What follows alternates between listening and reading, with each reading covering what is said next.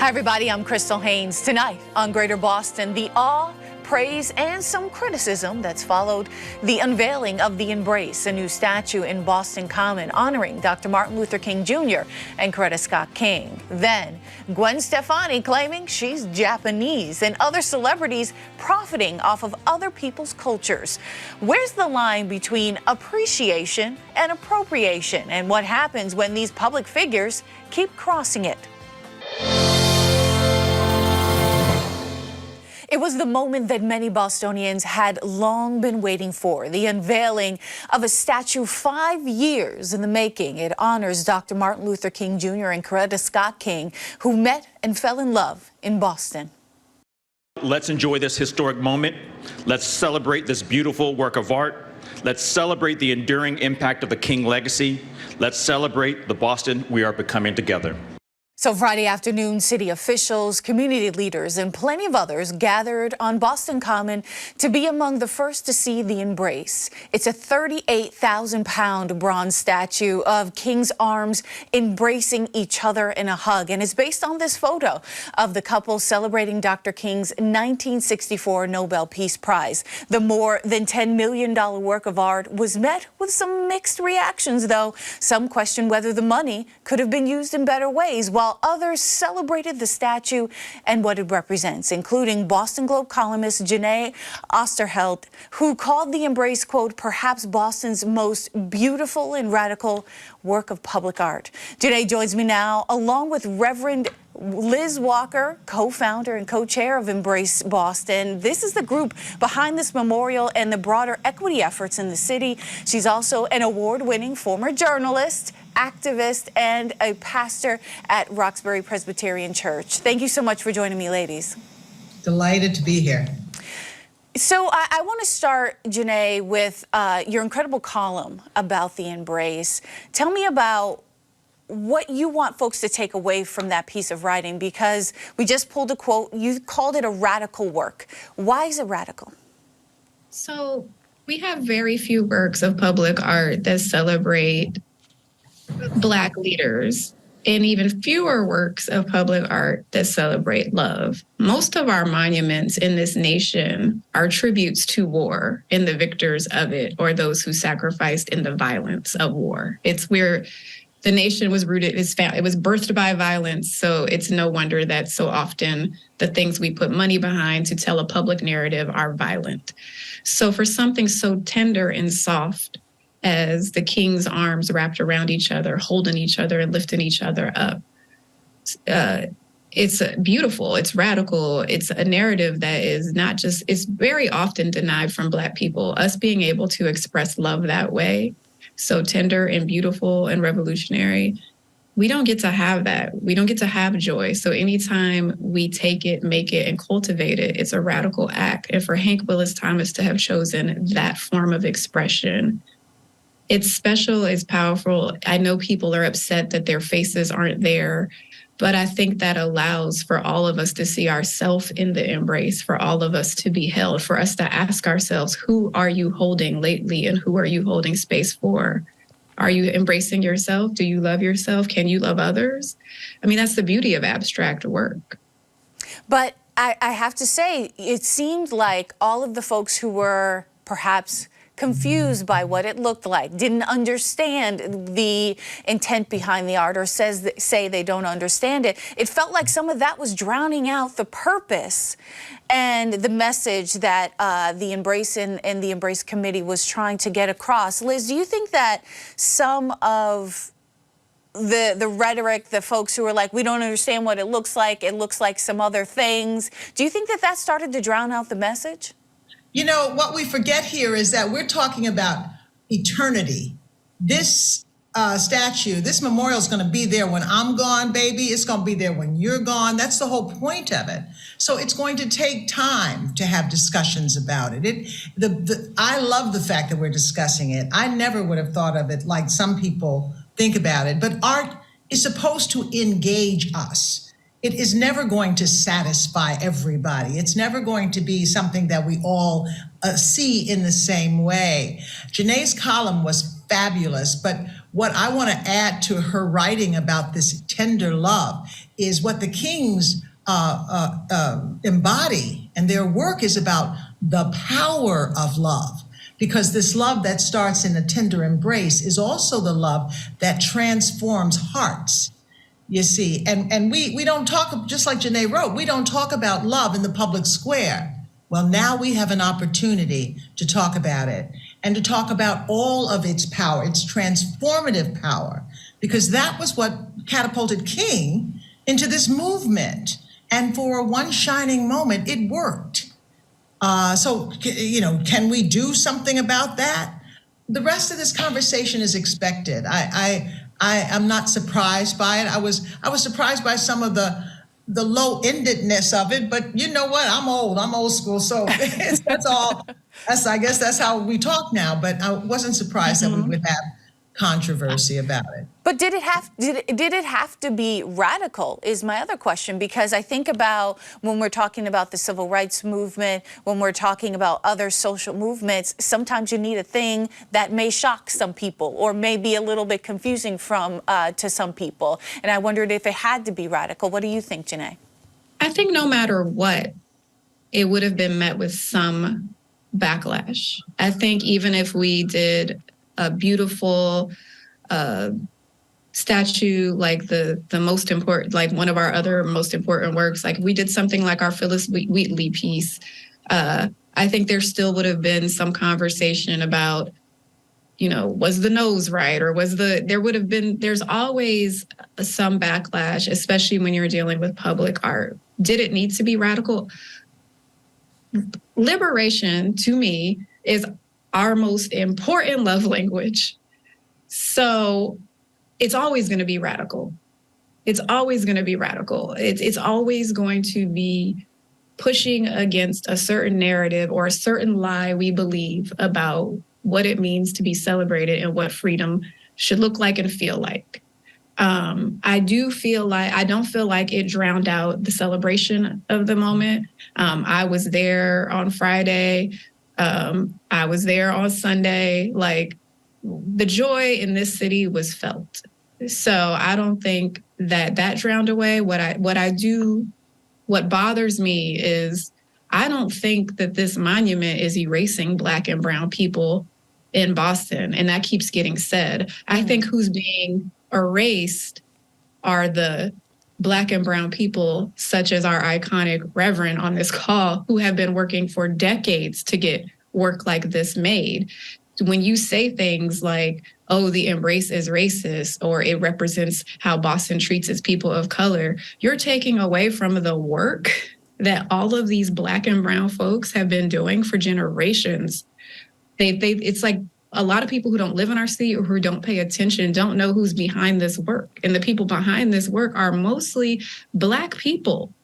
And I'm going to shush up here and let the Reverend talk. But it's just like, it's really important to me that we talk about all the hands and all the labor that was done to get this monument, and not just this monument, but Embrace Boston, which is doing a ton of work, equity work, and a center is coming. This is beyond that. This piece is the beginning.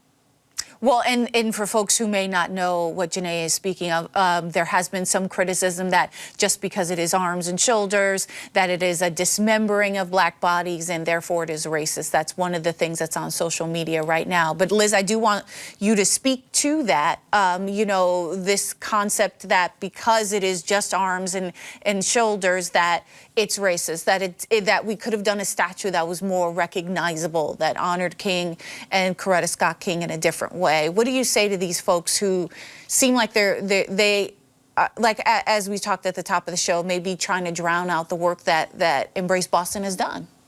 I would just speak to them with love. I think that everybody has the right to feel how they feel. I know that was not put into it. I thought Jeneé's points were well made. I talked to Hank, and I think Hank has said this publicly. You really have to see it. You have to kind of step into it. And I know everybody's not going to get that opportunity, but let me just tell you to step into it and feel the warmth and feel the love, the womb-like love in standing under the statue. And then also just seeing, as I said, the power to change things. But I I think we just have to give it time. I think we have to listen to people, but I think sometimes we speak out of our wounds, and we are wounded people. And so, of course, we're going to say, we're going to see what our wounds tell us to see. And that's what we have to heal. So the work ahead, the statue is only one thing, as you've said. The work ahead is on economic justice and cultural, uplift. And there's so much that we're going to do with this. But the fact that we are talking about it, I think that's powerful. We went to as many communities as we could in talking about this in the beginning. We did community meetings. Now, we went to 12th Baptist Church because the Kings worked at 12th Baptist Church in Boston. So that was the kind of one of the critical points where we met and discussed this. But we opened it up to as many neighborhoods as we could. And I think sometimes people feel that they weren't a part of that process, or people feel that the process should have been wider. But it was all Black and brown people. Paul English, the young man who kind of had this vision at the beginning, is a young white man, and his power, you can't take that away from him. I don't care what color he is. And he put some money up to start this. So you've got to include him, and that's part of the beloved community. But it's all of us who have worked for this. And again, these kind of memorials on this park, the oldest park in the country, this will be there for a long time. So I'm looking at the big picture. And I think that is a very hopeful picture. Well, I want to speak about that because a lot of people think that these types of things happen overnight. And what I mean is by the general public and maybe folks who aren't doing this work every single day. In 2017, there was an idea, there was a concept. And then from that point on, there was fundraising, there was getting buy-in for this. And I think the story that doesn't always get told is that work, the groundwork of Black Bostonians coming together to create the Embrace Boston Committee and all of the work that goes forward with this. So talk to me about what people need to understand about this coalition building that happened behind the creation of the statue. This was all relational. And I just want to say for the record that efforts have been made over the years to have a memorial to the King. So we were not the first. We kind of stand on the shoulders of other people. City Councilor Charles Yancey tried to start this, or started this in 1996, I believe, but a long time ago. So this has been an ongoing process. We went into 14 communities when I began to work on this with Paul English. We went into Dorchester and Roxbury, several churches. Now, again, churches. So, I'm a preacher, so y'all need to come to church. You've heard about it, okay? That's all I have to say. But anyway, I'll go on from there. We reached out to community groups. Did we miss some? I think we probably did. But I made every effort because I love this city. I love Roxbury. I love Dorchester, Lower, Upper, all of it. I love Mattapan. I had a church there in those communities. So we reached out to all those people, East Boston, South Boston, the South End. Those were meetings that I made. I did not make them all, but Paul tried to, and we posted it in the library. I mean, it was kind of a public thing because we wanted as much input as we could get. And I think we did a good job. I think we did a great job, as a matter of fact. And so it has been an effort of lots and lots of people. Then Imari Parrish Jeffries, who is just this amazing young man who took over most recently, but Marie St. Fleur was a part of this. And so we had a lot of input from people who are the quiet heroes. Barry Gaither, who has the museum in Roxbury. I mean, people who are institutions in their own right were a part of this as well. And all committed to being to having voice in this, and represented very well.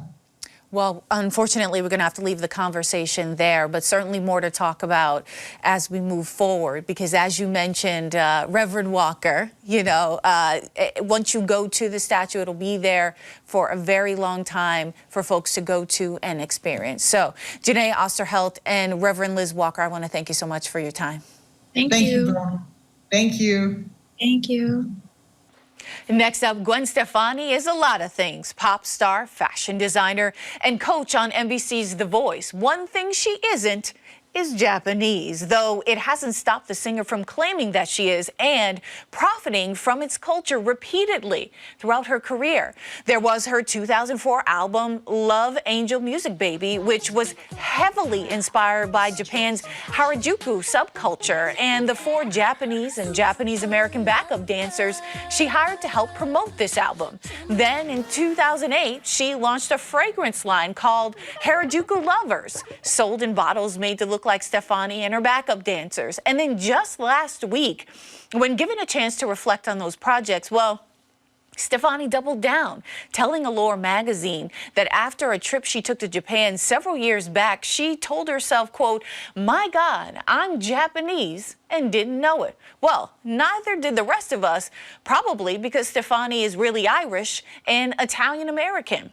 So in this week's segment, we wanted to talk about this, especially Stefani's claims that have fed into the age-old conversation of cultural appropriation seen across the music and entertainment industries. So joining me now is Sam Hyun, the former chairperson of the Massachusetts Asian American Commission. He also served on the leadership team for the Hate is a Virus, a national campaign combating anti-Asian hate.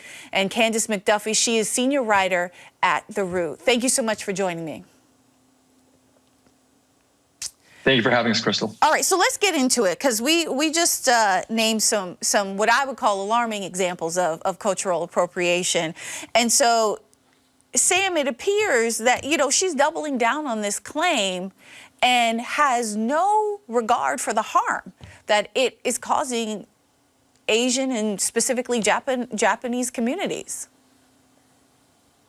Yeah, I think first I want to start by saying that I don't, speak for the entire, Asian diaspora and the Asian American community. But I think this is a problem that we continuously see over and over again, is when folks are called out or called in for, harmful behavior, that rather than, reflect and listen to the folks who are saying this to you, a lot of defensiveness and doubling down. And so oftentimes it's adding more fuel to the fire and, kind of more pain on top of, we've expressed how we feel to you, and then yet you're continuously dismissing us and rather, invalidating what we are saying to you. And Candace, you've been covering music and pop culture for years. I've read a lot of your work. I mean, what did you think when you heard these claims, this what seemed like a cavalier, comment in a major report? The fact that she even said the phrase, I'm Japanese, to an Asian woman who was interviewing her demonstrated her lack of self-awareness, her lack of remorse, and her lack of ability to do the work to really interrogate why appropriating Japanese aesthetics is just wrong, especially in 2023, now that these conversations are being had at such a consistent and open and important level.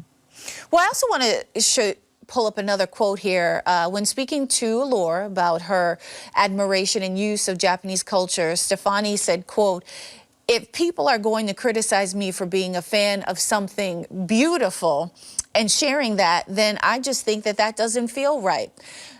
It should be okay to be inspired by other cultures, because if we are not allowed, then it is dividing people," right? This is the question she poses to the journalist.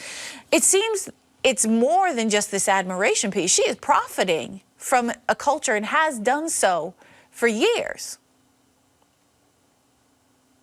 Yeah, and I'm sure she'll point to the donations that she's made to charitable organizations, but at the end of the day, it pales in comparison to the profitability, and it also, again, I think, points to the lack of self-awareness of the intent versus impact. And as Asian Americans, we have consistently been discriminated for simply just for who we are, right? No other fact alone, except for the fact that we are Asian American, we're being targeted, we've been attacked, we've been killed. And not to mention when you see, someone like Gwen Stefani, who is able to generate so much revenue, and you see folks who are Asian American continue to struggle just to have opportunities, it's incredibly painful to watch and experience. And that's the part that makes it difficult. Is I don't think that she intentionally is trying to cause harm. But when you're not listening and you're continuously getting defensive, that's the part where folks get really frustrated and angry. Candace, in a time of, and you mentioned this, in 2023, in a time where cancel culture is alive and well, it seems as though Gwen Stefani has escaped this to some degree. And it's been, I mean, we were citing examples from 2004, 2008, this most recent example. How does she fly under the radar while continuing to appropriate this culture? She's protected by the shield of white womanhood. If it was a woman of color who said something like that, I believe that the repercussions would have been much more dire, right? She'll get a bit of a backlash and, you know, people will talk about it. We'll have segments like these, but then she'll go back to hosting The Voice and going on tour and selling out shows because she has that shield of whiteness to protect her from ignorance, from cultural appropriation.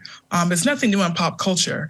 So I think, you know, Gwen Stefani knows what she's saying, knows what she's doing, and still won't ever really face any harsh, real consequences for it. Well, I mean, I want to cite some other examples because Stefani's not the only person doing this. We have Kim Kardashian, who famously wore cornrows and defended that.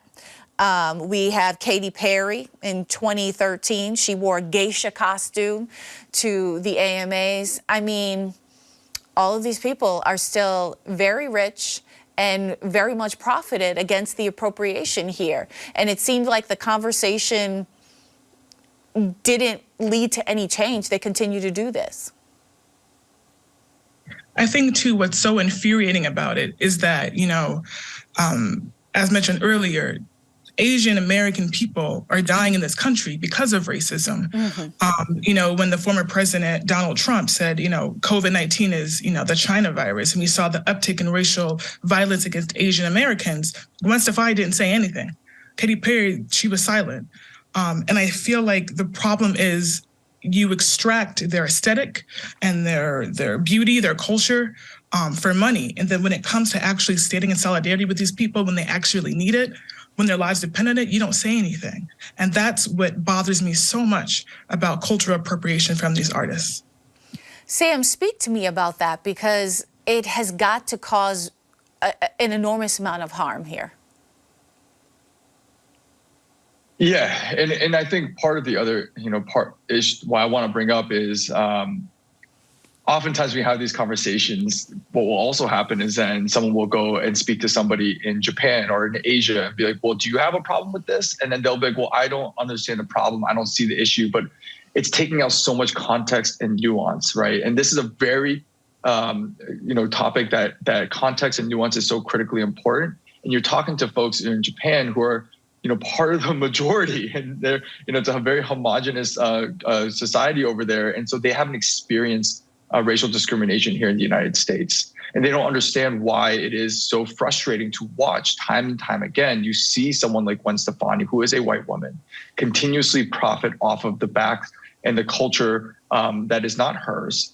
But yet you see folks from your own community continue to be shut out, right? We saw this with Michelle Yeoh, right? Michelle Yeoh and everything all at once is now being, you know, celebrated and elevated.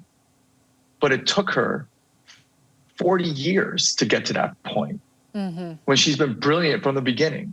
We've seen this happen to Black women consistently, right? We see this happen to folks of color consistently. And so this isn't just an Asian American issue. This is a much broader conversation and that we're just not having at the level that it needs to be, because I do understand and recognize and can appreciate the fact that it is very nuanced and it can get difficult to understand. But the effort at this point in 2023, as Candace mentioned, it's 2023. You can make the effort to learn. Well, I mean, I feel like you can make the effort, especially if you're making tens of millions of dollars on the backs of people's culture. How difficult is it to have this conversation in the music industry to your thinking, Candace? You know, as Sam just mentioned, we see it happen with Black artists all the time.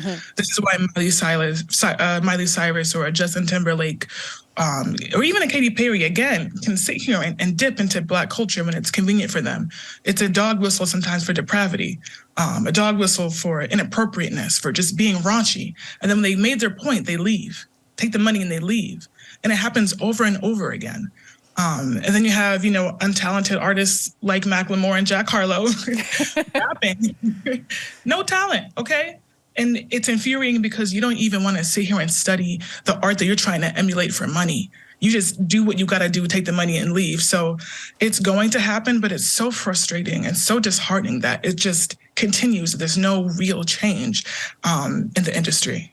What about this argument, and I think we've all heard this one time or another, is that, well, this is honoring this culture that people may not know about. What do you say to that? I mean, why not then elevate the voices of the folks who are actually, part of the culture and doing it, right? Who've mastered it, who've studied it, who understand it and experienced it. It's not that any folks aren't welcome to enjoy Asian American culture, Asian culture, Korean culture, Japanese culture, Filipino culture, right? That's not what people are saying. But the thing is, there's a way in which to do it. And this is a culture, we're talking about cultural appropriation. So culture needs to be at the center of what we're talking about. And one of the core tenets of many Asian cultures is respect and tradition.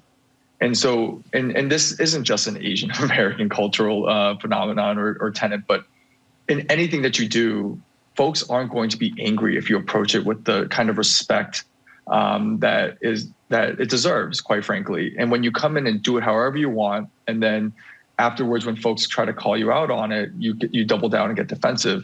That is showing a direct sign of disrespect, and that is where a lot of folks draw the line. I guarantee most people aren't upset if you genuinely make an attempt to try to ingratiate yourself and learn the culture the right way. But if you don't, that's when people get upset and people are justified. Yeah. Candace, in our last 30 seconds or so, how do we do better with this? I think we need to continue to hold these people accountable, and it needs to happen at a higher level. We can talk about it. We can talk about it on social media and here and different forums, but there needs to be real, true accountability. And often that comes in the form of them losing money. Take away the profits, and I bet you it'll stop.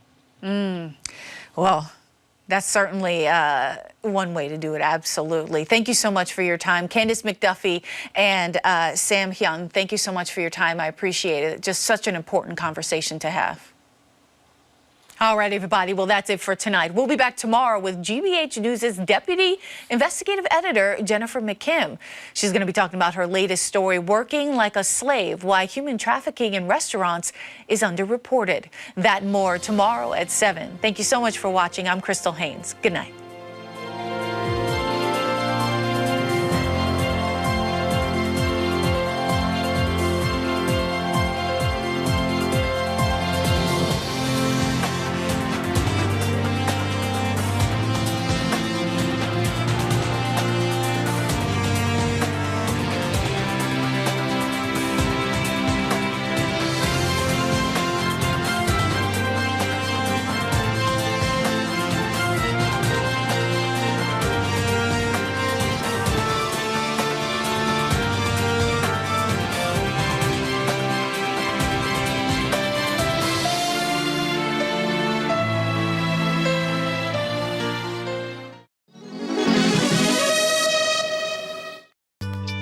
On